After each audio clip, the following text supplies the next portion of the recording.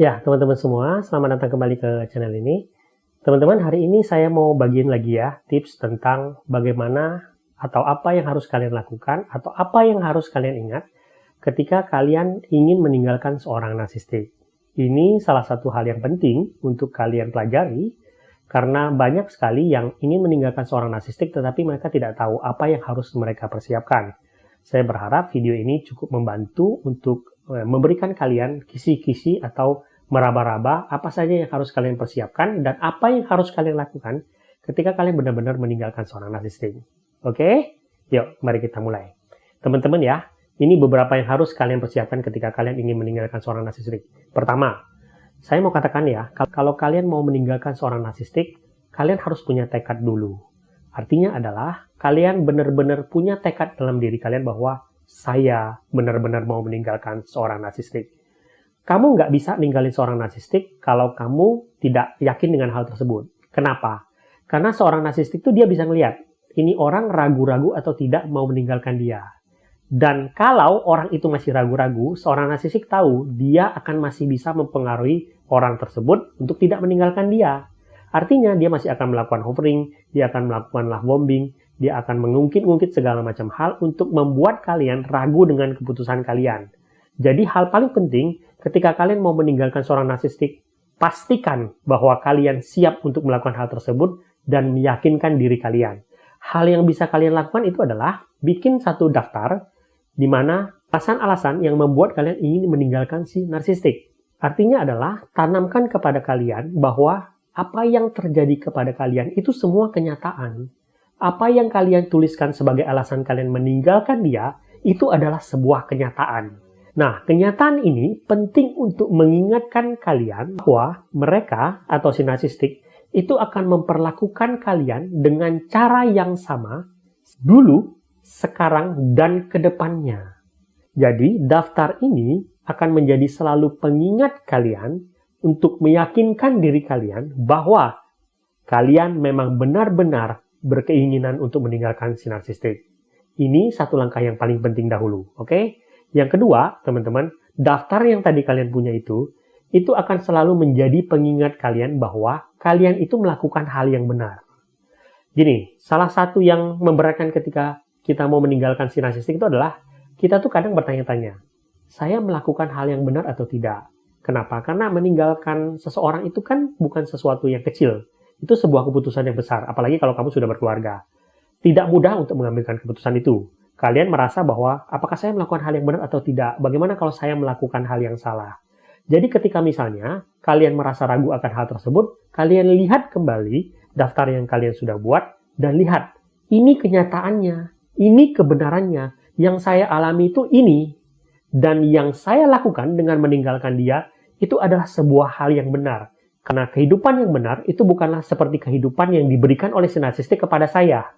Ini hal yang penting, teman-teman. Kenapa? Karena ketika si narsistik tahu kamu akan meninggalkan dia, dia akan berusaha meyakinkan kamu bahwa keputusan kamu itu adalah sesuatu yang salah.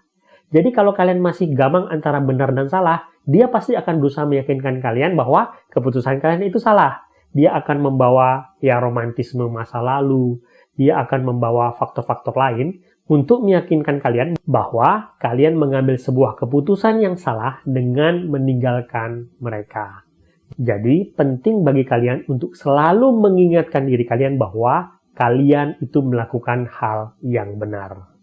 Yang ketiga, ini soal finansial. Kita tahu seorang narsistik itu suka mengontrol pasangannya lewat finansial. Kita juga tahu bahwa kita semua harus hidup dengan finansial.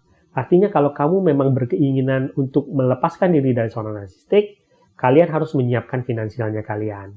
Menabunglah ya. Nah, mungkin ada yang bilang, Bang, kalau semuanya dikontrol oleh dia, bagaimana caranya?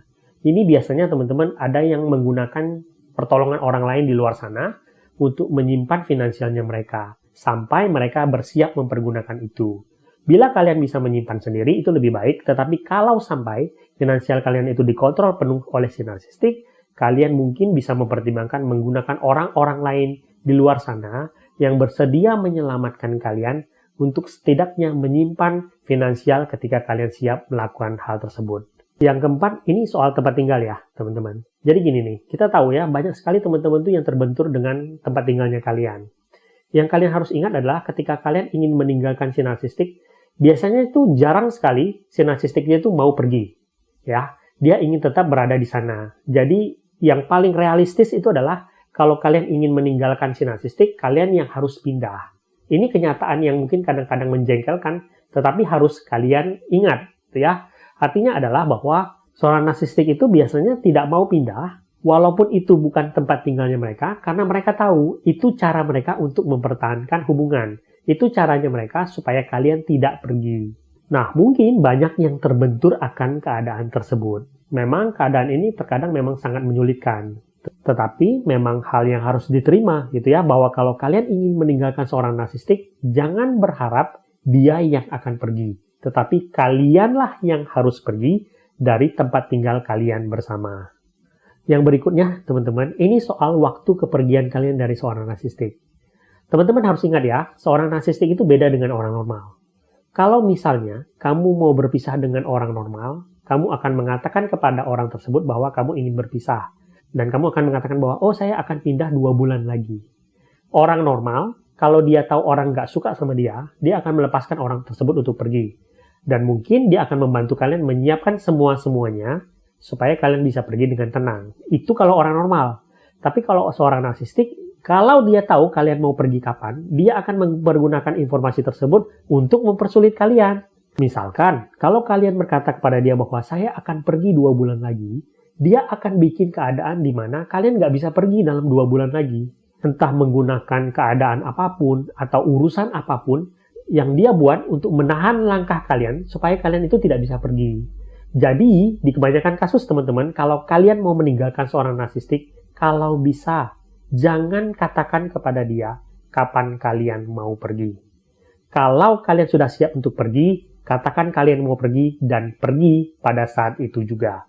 Bahkan di kebanyakan kasus, banyak korbannya itu harus melarikan diri saat itu juga, gitu ya. Karena sekali lagi, kamu tidak bisa mengharapkan seorang narsistik akan melepas kamu dengan baik-baik saja dan membantu kamu untuk pergi. Kamu yang harus menyiapkan kepergian kamu, dan kamu harus memastikan dia tidak tahu kalau kamu akan pergi, dan pada saat waktu itu tercapai, pergilah. Nah, berikutnya berkaitan dengan barang-barang yang kalian punya. Ketika kalian meninggalkan seorang narsistik, bawalah barang sebanyak mungkin yang bagi kalian itu berharga. Kenapa? Karena seorang narsistik itu suka mempertahankan dominasi dia dan mempersulit korbannya itu melalui barang.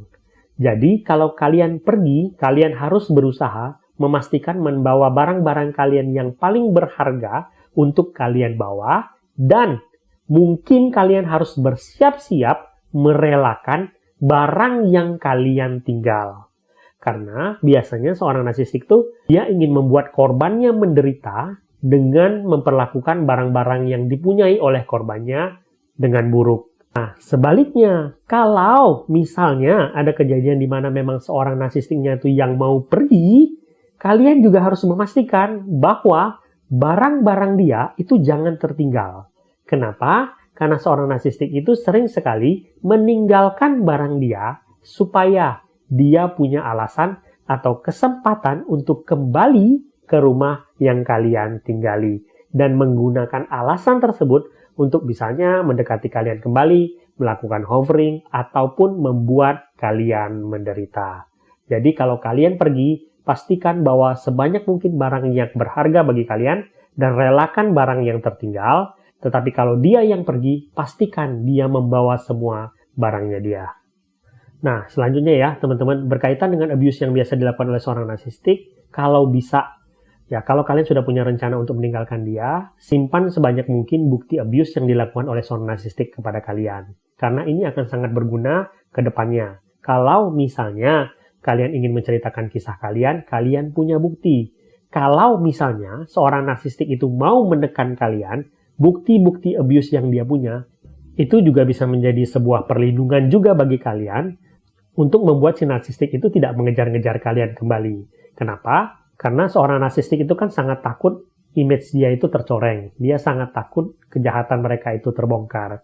Jadi kalau misalnya kalian punya bukti-bukti abuse yang dia lakukan, itu bisa membuat dia takut untuk kembali ke kehidupannya kalian.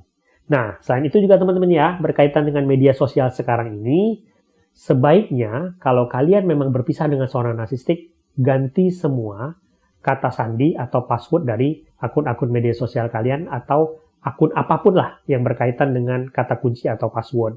Kenapa? Karena ketika seorang narsistik itu tahu passwordnya kalian, dia akan berusaha merecoki kehidupan media sosial kalian ataupun mengambil sesuatu yang bukan miliknya dia.